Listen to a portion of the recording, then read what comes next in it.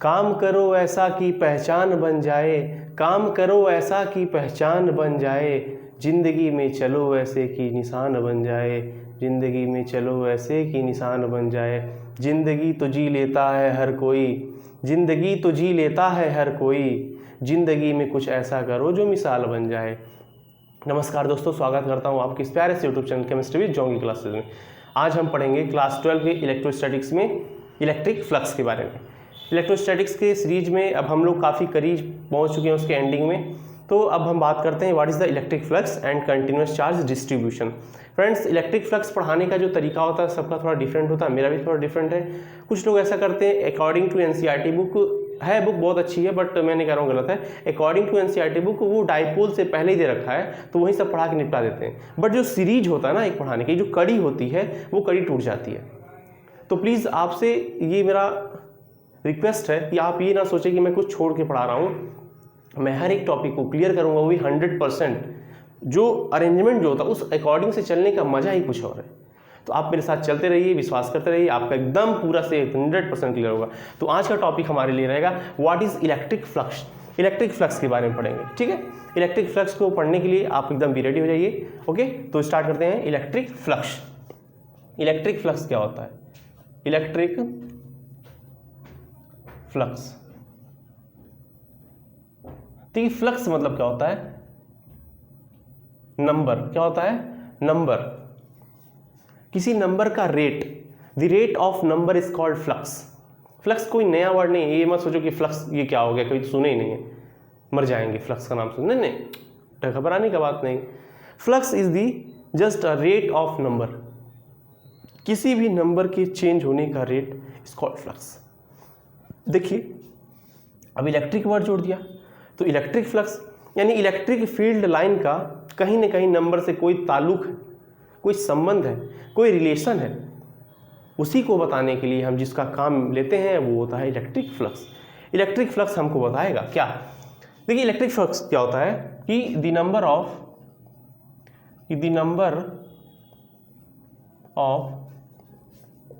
Electric field line passing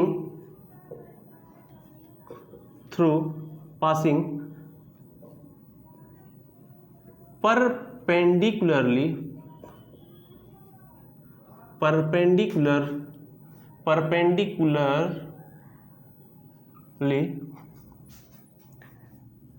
through any surface called electric flux linked with surface। तो क्या होता है कि the number of electric field line passing through perpendicularly through any surface called electric flux linked with surface. मतलब कि आपके पास कोई surface है, इमेजिन कीजिए कि आपके पास कोई एक सरफेस रखा है, उस सरफेस से कितना लाइन इलेक्ट्रिक फील्ड का पास हो रहा है, उसी लाइन के नंबर्स को आप काउंट कर लीजिए और प्यार से बता दीजिए वही क्या है, आपका इलेक्ट्रिक फ्लक्स है। एग्जाम्पल, तो अगर कहीं मान लीजिए बाई मिस्टेक स्पेलिंग मिस्टेक्स हो जाता है, गलत हो जाता है, तो प्लीज़ आप सुधार कर लीजिए, या फिर कोई अगर सजेस्ट कर सकता है तो प्लीज़ कमेंट बॉक्स में बता दीजिए स्पेलिंग आपको गलत हुआ, मैं उसे सुधार लूँगा, ठीक है। मैं उसका कमेंट पिंड कर दूंगा, उसका कमेंट सबसे पहले आएगा, ठीक है। चलिए, क्योंकि इंसान से ही गलती होती है, हम भी एक इंसान ही हैं। तो देखिए ध्यान से, मान लीजिए मेरे पास कोई सरफेस ऐसे रखा हुआ है, ये कोई सरफेस है, ठीक है, ठीक है। ध्यान से अगर डिफिनेशन कोई पढ़ा होगा तो उसे एक बात क्लियर हो रहा है कि क्या है, कितना नंबर उसमें पास कर रहा है इलेक्ट्रिक फील्ड लाइन का। मान लीजिए देखिए यहाँ पे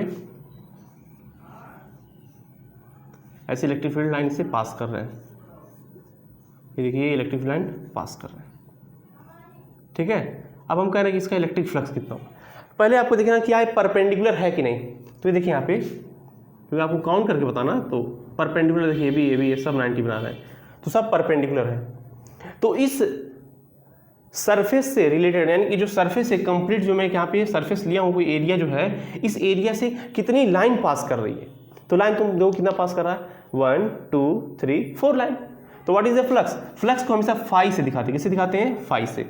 और इलेक्ट्रिक हो तो ई लिख देंगे नीचे, वो कितना है, देखो 1 है, 2 है, 3 है, 4 है, बोल दो 4। ये जो जा रहा है ना वो कुछ नहीं है, वो है इलेक्ट्रिक फील्ड ई है। क्या है, इलेक्ट्रिक फील्ड लाइंस ई है। अच्छा, जिससे जा रहा है वो कुछ नहीं है, एक सरफेस एरिया है जिसका एरिया हम कितना लेते हैं, ए लेते हैं। कितना लेते हैं, ए है।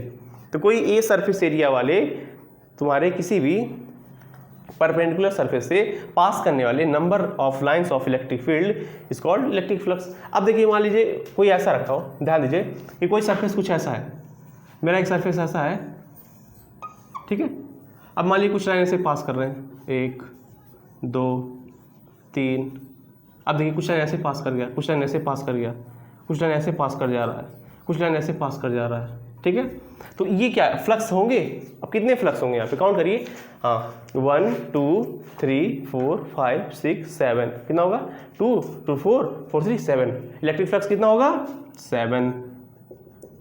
वेरी गुड, आप बहुत ही गलत हैं। एग्जाम्पल मैं आपको भी कराया हूँ कि जितने इलेक्ट्रिक फील्ड लाइन इस सरफेस से पास होगा वही होता है फ्लक्स, ना कि आड़े टेढ़े जो जाएंगे उसको हम फ्लक्स बोल देंगे, ऐसा नहीं होता यार, ठीक है।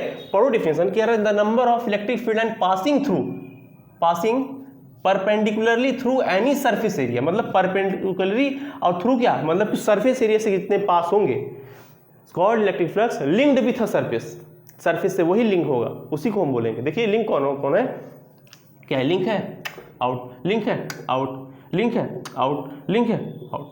और देखो ये परपेंडिकुलरली है, 1 2 3। तो इतना फ्लक्स कितना होगा, 7 नॉट 7, कितना होगा, 3 होगा।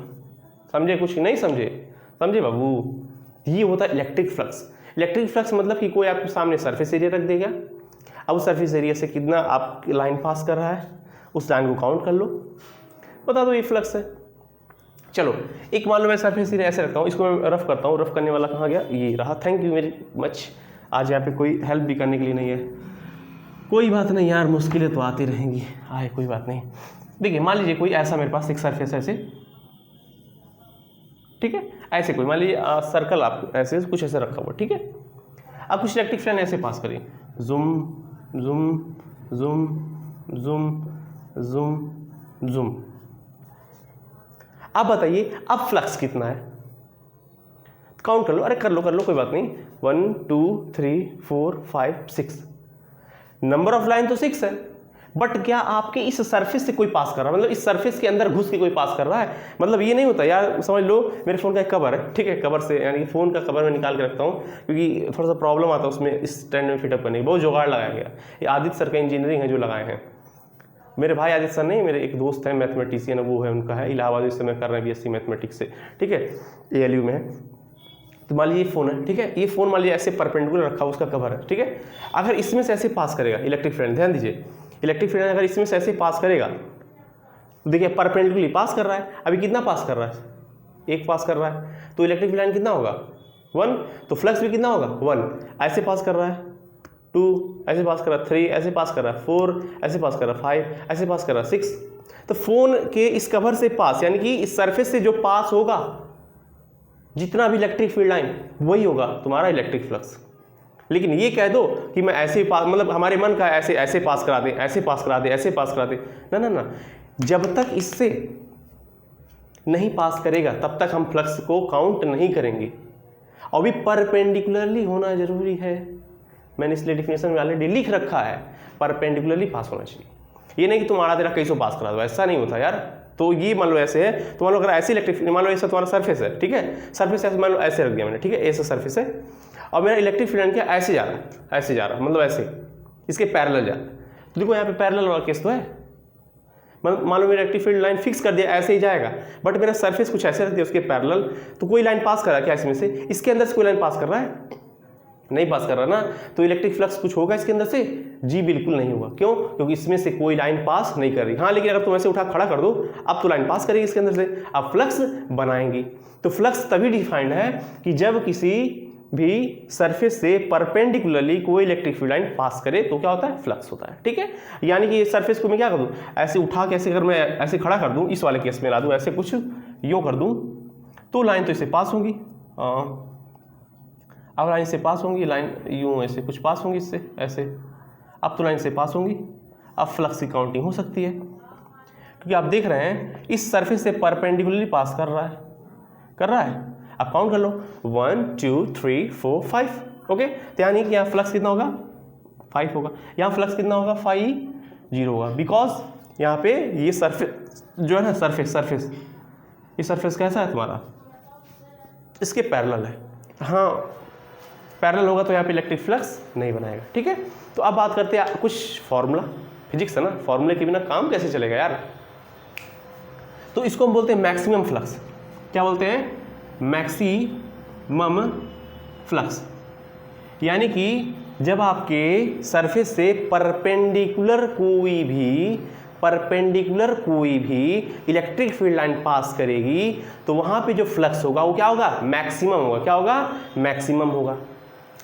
मान लीजिए आपका जो इलेक्ट्रिक फील्ड लाइन है आपके सरफेस के पैरेलल पास कर रहा है तो उसमें से कोई फ्लक्स ही नहीं बनाएगा भाई, घुसेगा ही नहीं उसके अंदर, तो फ्लक्स कहाँ से बनाएगा, तो वहाँ पर फ्लक्स आएगा 0। इसे बोलते हैं मिनिमम फ्लक्स। क्या बोलते हैं, मिनिमम फ्लक्स। समझे क्या कुछ। अच्छा जी, अब मुझे एक बात और बताना। मान लीजिए कुछ आपका सरफेस कुछ ऐसा ना रखा हुआ है, परपेंडिकुलर ना रखा हुआ है, कुछ ऐसे रखा हुआ, मान लीजिए टिल्टेड रखा हुआ है और आपको मान लीजिए ऐसे इलेक्ट्रिक फील्ड लाइन ऐसे पास कर रही है,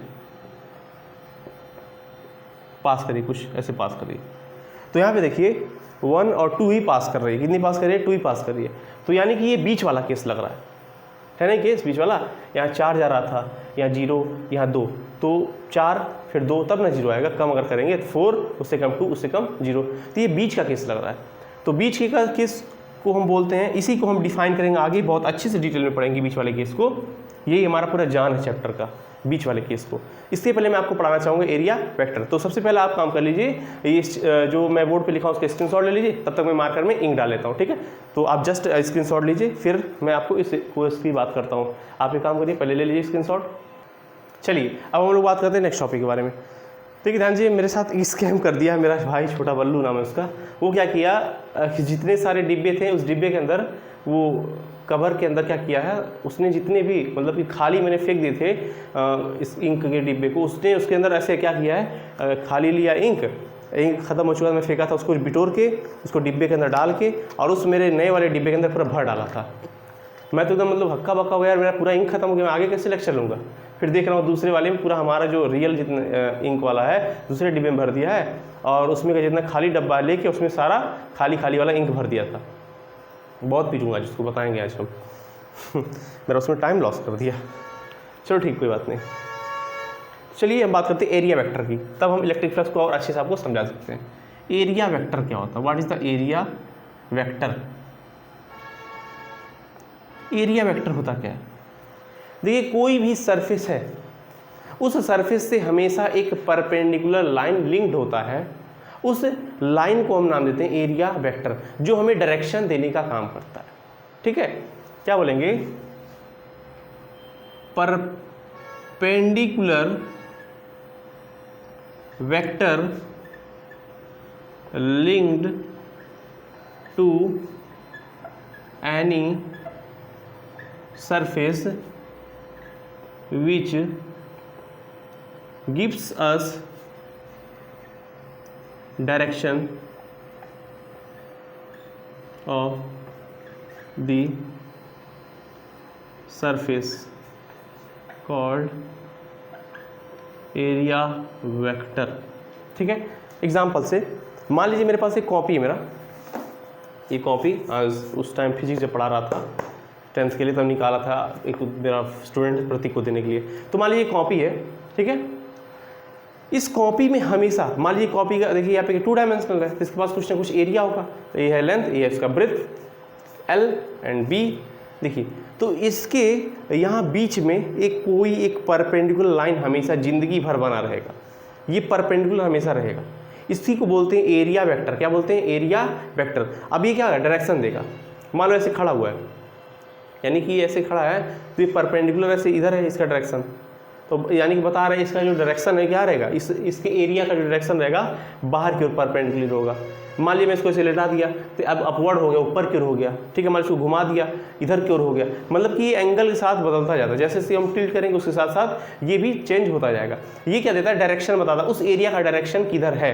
तो डायरेक्शन को बताने के लिए हम काम में लेते हैं एरिया वेक्टर को। ये हमेशा किसी भी सरफेस के परपेंडिकुलर ऐसे निकला रहता है हमेशा।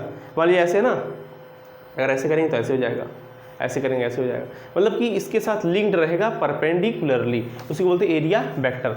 मान लीजिए मेरे पास क्या है, ये रहा वो सरफेस, इसके पहले वाला जो सरफेस में लिया था कुछ ऐसे था, तो इसके सामने क्या निकला हुआ था, इसके सामने ऐसे निकला हुआ था एरिया वेक्टर, उसको बोलते हैं ए वेक्टर। क्या बोलते हैं, ए वेक्टर। ऐसे बीच से निकला रहेगा।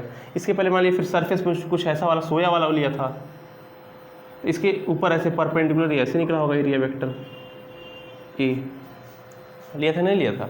और एक केस ऐसा लिया था, उसका एरिया वेक्टर कुछ ऐसे होगा। जब इसको मैं ऐसे टिल्टेड कर दिया तो एरिया वेक्टर भी कैसा हो जाएगा, ऐसे टिल्टेड रहेगा। क्या हुआ था कि यहाँ से मैक्सिमम फ्लक्स पास कर रहा था, क्या हुआ था यहाँ मिनिमम फ्लक्स पास कर रहा था। तो फ्लक्स का एक जनरल फॉर्मूला होता है, वो होता है flux phi E equals to E vector, यानी कि electric field vector dot area vector. ये इसका होता है रियल में फॉर्मूला। यानी कि न्यूमेरिकल अगर सॉल्व करना हो भाई तो बार बार तो थोड़ी ना कैलकुलेशन करोगे बैठ के एग्जाम में ऐसे, तो वहाँ पे एक फॉर्मूला आपको चाहिए जिसे आप सिंपली खटाक से ला दो आंसर। तो होता है कि फ्लक्स होता है इसका, ये होता है dot product of electric field vector and area vector. यानी कि एरिया वेक्टर और इलेक्ट्रिक फील्ड वेक्टर का आप डॉट प्रोडक्ट लीजिए तो उसका जो डॉट प्रोडक्ट है वही बनेगा इलेक्ट्रिक फ्लक्स। ये क्या है तुम्हारा, एक स्केलर क्वांटिटी है। क्या है, स्केलर क्वांटिटी। जो इसका डॉट प्रोडक्ट है वो क्या होगा, स्केलर आएगा। इसको स्केलर प्रोडक्ट भी बोलते हैं।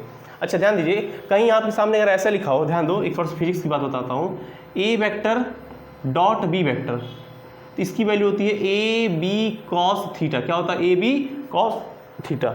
लेकिन कहीं ऐसा लिखा हो ए वेक्टर क्रॉस बी वेक्टर, तो उसका वैल्यू होता है ए बी साइन थीटा। क्या होता है, ए बी साइन थीटा। और एन कैप लिखा रहता है। एन कैप क्या होता है, डायरेक्शन देने का काम करता है। यानी कहीं आ गया ए क्रॉस बी तो क्या होगा, ए बी साइन थीटा। और कहीं आ गया ए डॉट बी तो क्या होगा, ए बी कॉस थीटा। बस ध्यान दीजिए कि ए वेक्टर और बी वेक्टर का जो डॉट प्रोडक्ट आएगा वो आएगा ए बी कॉस थीटा। इसमें कोई भी डायरेक्शन नहीं रहेगा, सिर्फ मैग्नीट्यूड देगा। लेकिन ए वेक्टर और बी वेक्टर का क्रॉस प्रोडक्ट ले रहे हो तो यहाँ पे क्या आएगा, ए बी साइन से आएगा और फिर क्या आएगा, एन कैप आएगा। अब एन कैप क्या होता है, कल मैं जब टॉर्क वाला बता रहा था क्या होता है, ऐसे फिंगर को कल कर रहा था, अंगूठा आपको क्या बता रहा था, डायरेक्शन ऑफ दी वेक्टर। ठीक है, तो क्या मैं इसको ऐसे नहीं कर सकता हूँ, कहीं अगर ई वेक्टर डॉट ए वेक्टर है तो क्या मैं इसको ऐसे इसके फॉर्म में नहीं लिख सकता हूँ। इधर मैं लिख रहा हूँ फाई ई इक्वल्स टू क्या हो जाएगा, ई ए लिख दो, क्योंकि डॉट प्रोडक्ट में क्या होता है, ये लिख लो। ए डॉट बी में क्या होता है, ए बी कॉस थीटा था, तो ऐसे ई डॉट ए में क्या हो जाएगा, ये कॉस थीटा। अब बात हो थीटा क्या है, theta is the angle between electric field line and area vector. ध्यान दो, ये क्या होता है, एंगल बिटवीन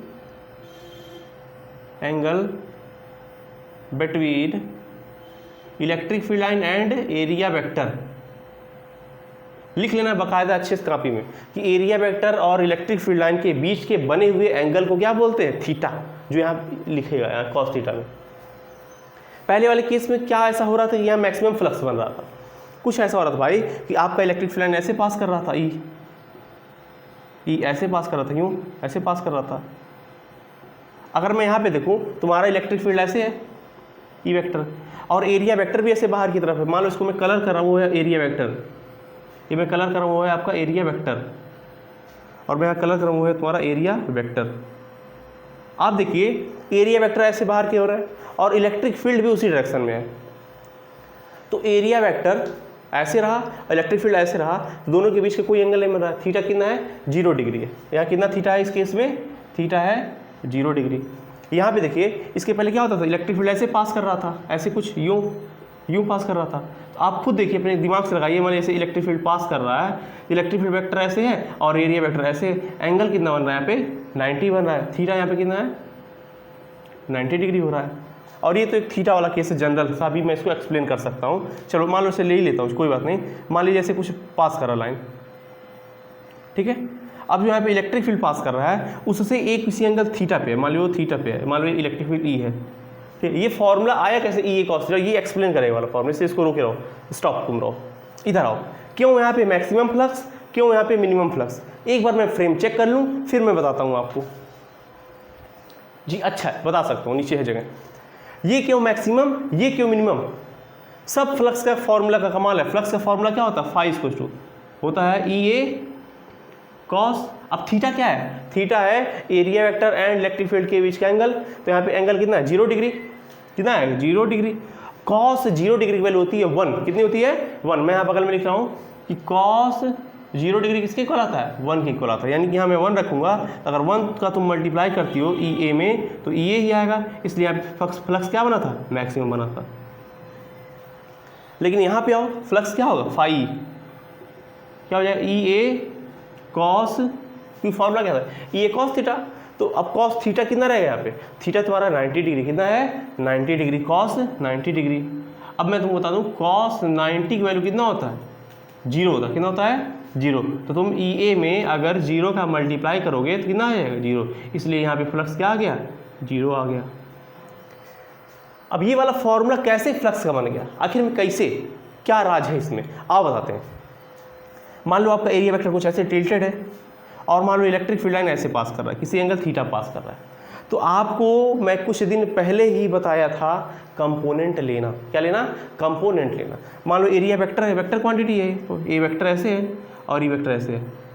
तो क्या मैं एरिया वेक्टर का क्या ले सकता हूँ, कंपोनेंट ले सकता हूँ। तो इसका कंपोनेंट ऊपर की ओर क्या आएगा, आएगा आपका ए कॉस थीटा, क्योंकि एंगल की ओर है, और एंगल के जस्ट अपोजिट नीचे की ओर क्या आएगा, ए साइन थीटा। अब बताओ कौन सा ऐसा कंपोनेंट है एरिया का जो इलेक्ट्रिक फील्ड के साथ है, यानी कि इलेक्ट्रिक फील्ड के साथ एंगल कितना बना रहा हो, 0 बना रहा हो। तो तुम देख रहे हो भाई इलेक्ट्रिक फील्ड ऐसे पास कर रहा है और उसी डायरेक्शन में तुम्हारा ए का कंपोनेंट ऐसे कुछ इधर की ओर है, दिख रहा होगा। यानी कि एक कंपोनेंट कैसा है, कॉस थीटा वाला, कुछ ऐसा है, यानी इलेक्ट्रिक फील्ड के डायरेक्शन में डायरेक्टेड है, जबकि ये परपेंडिकुलर है। तो फ्लक्स में कौन सा साथ देगा, फ्लक्स में वही साथ देगा जो उसके साथ हो। तो फ्लक्स कौन बनाएगा तुम्हारा, ई ए कॉस थीटा। इसलिए फॉर्मूला क्या आता है तुम्हारा, फॉर्मूला फाई इक्वल टू आता है ई ए कॉस थीटा। ठीक है, तो हमेशा आप याद रखेंगे what is the formula of electric flux. तो फॉर्मूला ऑफ इलेक्ट्रिक फ्लक्स होता है E A cos theta, E A cos theta, where is the electric field intensity, A is area vector. आओ इसकी यूनिट की बात कर लेते हैं। आप इसका एक स्क्रीनशॉट मारो, तुरंत मारो, जस्ट मारो, खटाक खटाक खटाक खटाक मार दो मार दो मार दो मार दो। आओ इसका थोड़ा यूनिट की बात कर लेते हैं, मिटाते हैं इसको। बहुत अच्छे हैं सब लोग, आइए आइए आइए आइए, आपका इंतज़ार है, आइए आपका इंतज़ार है, आइए आपका इंतज़ार। मत आना मेरे घर, गरीब आदमी भाई। फॉर्मूला क्या होता है, फॉर्मूला होता है E vector dot A vector. E क्या होता है, E is the electric field intensity. इसका यूनिट क्या होगा, यूनिट होगा न्यूटन पर कूलम इनटू एरिया को होता है मीटर स्क्वायर, तो बन जाएगा क्या, न्यूटन मीटर स्क्वायर पर कूलम। एक पहला ही हो गया यूनिट। और दूसरा यूनिट होता है वोल्ट मीटर। क्या होता है, वोल्ट मीटर, पर नहीं है, वोल्ट मीटर, 2 है, लर्न कर लो, लर्न इट। ठीक है, इसको लर्न कर लीजिए। ठीक है, न्यूटन मीटर स्क्वायर पर कूलम, और दूसरा होता है वोल्ट मीटर, 2 इसका यूनिट होता है। ये क्या है, स्केलर क्वांटिटी। कैसा है,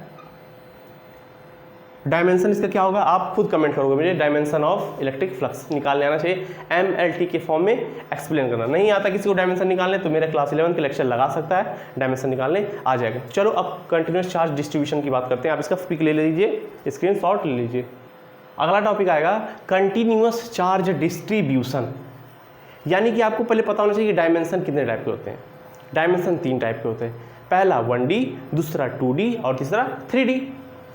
देखिए 1D बॉडी, पहला क्या है, कंटिन्यूस चार्ज डिस्ट्रीब्यूशन। तो पहला हम लिखते हैं 1D बॉडी।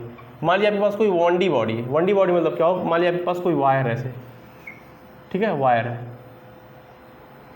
ये मान लीजिए क्या है, वायर है, जिसके पास सिर्फ एक ही डायमेंशन हो। तो मान लीजिए इस वायर के लेंथ मान लीजिए कितना L है, कितना है लेंथ, यहाँ से यहाँ तक का जो पूरा लेंथ है वो कितना है, लेंथ लेटर सपोज दैट क्या है, ये लेंथ है L है, कितना है L है। अगर इस पर हम पूरा चार्ज कितना डिस्ट्रीब्यूट कर रहे होंगे, मान लीजिए इस पर चार्ज डिस्ट्रीब्यूट किया गया है, देखिए अगर इस पर मैं चार्ज डिस्ट्रीब्यूट कर दूँ, मान लीजिए चार्ज इस पर डिस्ट्रीब्यूट करने से प्लस प्लस प्लस प्लस, आप माइनस भी कर सकते हो, प्लस प्लस प्लस, मतलब इसके वन डायमेंशन के अलॉन्ग अगर आप चार्ज को डिस्ट्रीब्यूट किए हो, मान लो चार्ज कितना है, क्यू है, कितना है, क्यू है, तो अगर इस पर आप चार्ज डिस्ट्रीब्यूट करते हो तो इसको बोलते हैं लीनियर चार्ज डिस्ट्रीब्यूशन, यानी कि distribution of charge along the length of 1D body is called linear charge distribution. आप लिख सकते हैं कि distribution of charge along the length of linear wire और 1D body is called linear charge distribution, linear charge distribution, and its density is called linear charge density, and its density is called linear charge density। linear charge density को lambda से दिखाते हैं, किससे दिखाते हैं, lambda से दिखाते हैं, linear charge density को दिखाते हैं लैम्डा से। और लैम्डा किसके इक्वल होता है, कितने अमाउंट आप चार्ज आप डिस्ट्रीब्यूट किए हो, तो इसमें डिस्ट्रीब्यूट किया गया क्यू, और कितने लेंथ में किए हो उसका ratio is called linear charge distribution, sorry linear charge density. What is the linear charge density, the ratio of amount of charge distributed on any body and its length is called linear charge distribution. मतलब कि अगर आपके पास कोई 1D body है, उस पर आप कितना चार्ज दिए हो, उस चार्ज का डिवाइड कर दो उसकी लेंथ से, क्योंकि 1D में सिर्फ लेंथ ही होता है, डिवाइड कर दो तो तुम्हारा बन जाएगा लीनियर चार्ज डेंसिटी। कोई बड़ी वाली टॉपिक नहीं, आप इसको एज इट इज लर्न कर लो। यूनिट क्या हो जाएगा, यूनिट इसका हो जाएगा, चार्ज का होता है कूलम, लेंथ का होता है मीटर, तो कूलम पर मीटर। नेक्स्ट, अगर यहीं पे क्या रहे 2D बॉडी रहे तो 2D बॉडी, ये रहा मान लीजिए कोई बॉडी है, इसके पास क्या है, मान लीजिए लेंथ है L, और क्या है मान लीजिए ब्रेथ है, इसका एरिया क्या होगा, एरिया हो जाएगा लेंथ, एरिया इक्वल होगा लेंथ इंटू ब्रेथ, क्योंकि 2D बॉडी के पास एरिया होता है। मान लीजिए इस पर कोई चार्ज डिस्ट्रीब्यूट किया गया है,